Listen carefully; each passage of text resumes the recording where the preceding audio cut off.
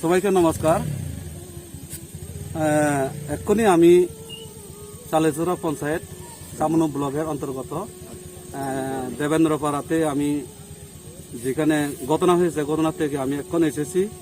তো বিষয়টা হয়েছে রণমন ত্রিপুরা 2014 থেকে উনি বিজেপি পার্টি কাজ করে যাচ্ছেন। 2016-তে উনি ভিলেজ কমিটিতে ক্যান্ডিডেট হয়ে দাঁড়িয়েছিলেন। তারপরে এখন সমস্ত কাজকর্ম পঞ্চায়েতে সবকিছু উনি দেখেন।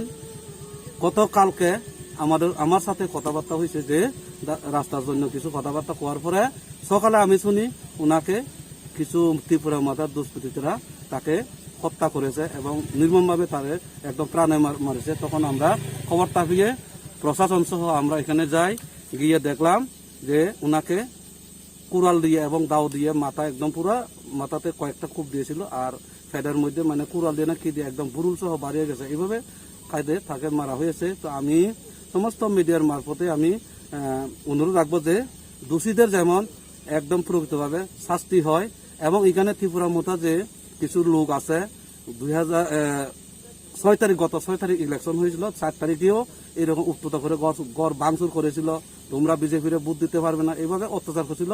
আমি প্রশাসনকে জানিয়েছি এবং 10 তারিখ রেজাল্টের পরেও তারা অনেক গড় বাড়ি ভাঙিয়ে দিছে কয়েকজন দুষ্কৃতী ত্রিপুরা মাতার নাম দিয়ে।